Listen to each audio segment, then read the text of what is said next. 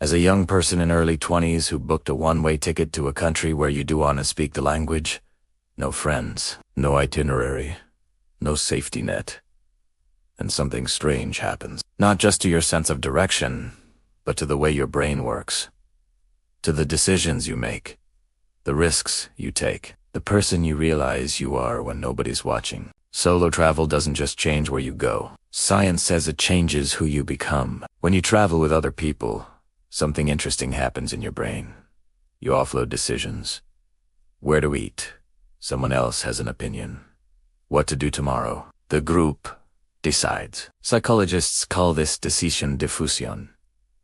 The cognitive load of choosing gets spread across the group. It feels easier, but it also means you practice less. Solo travel eliminates that option entirely. Every single decision, big or small, lands on you. Which hostile? Which route? Whether to trust the stranger who just offered to show you around. Research from the Journal of Personality and Social Psychology found that novel. Uncertain environments activate the brain's prefrontal cortex more intensely. The region responsible for complex decision-making and risk assessment. In plain terms, being alone in an unfamiliar place is basically a full-body workout for the decision-making parts of your brain. And like any workout, the more you do it, the stronger you get. Here is a question most people never have to answer.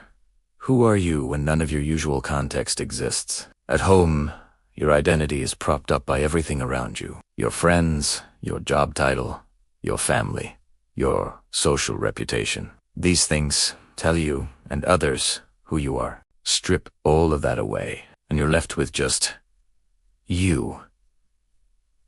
Psychologists refer to this as the identity vacuum, and it turns out it can be profoundly constructive. A 2019 study published in Psychological Science found that young adults who engaged in independent travel reported a 27% increase in identity clarity. A clear sense of their own values and priorities compared to those who did not. When no one knows your backstory, you stop performing who you've been and start discovering who you actually want to be. You make decisions based on instinct and values, not on who you think you're supposed to be. Solo travelis, by definition, a calculated risk. And how you handle that risk teaches your brain something important. Think about the first time you missed a train in a foreign country. No one to panic with. No one to fix it for you. You figured it out. You found a solution. You survived. That sounds small, but neurologically it isn't. Each time we navigate a stressful situation alone and succeed, we update our internal threat model. The brain literally revises its estimate of what we can handle. Developmental psychologists call this mastery experiences, and they are one of the most reliable predictors of long-term confidence and autonomous decision-making.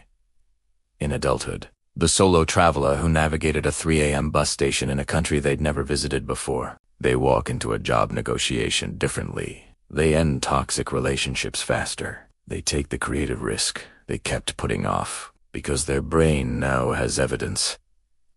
I can handle hard things. But let's be honest, solo travel isn't always a montage of sunsets and so. Loneliness is real. Anxiety in unfamiliar places is real. For some young adults, the absence of social support while navigating stress doesn't build resilience. It overwhelms it. Research from the University of Amsterdam found that solo travelers with pre-existing anxiety disorders reported heightened symptoms during solo travel, particularly in the first 72 hours, a period researchers call the disorientation window. The psychological benefits of solo travel are real, but they're not automatic. They depend heavily on the individual's baseline mental health, their support systems back home, and crucially, their ability to tolerate uncertainty. Solo travel isn't therapy, but for many, it can be therapeutic. So what does the research actually tell us?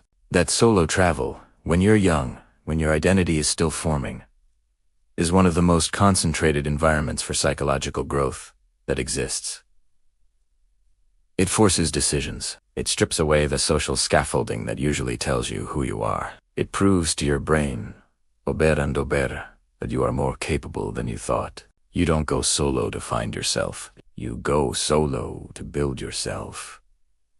Have you traveled solo? Tell me in the comments, what decision in your real life changed after you came back? And if you want to go deeper on the psychology of risk, identity, and independence, that video is right here. Subscribe. I'll see you on the next one.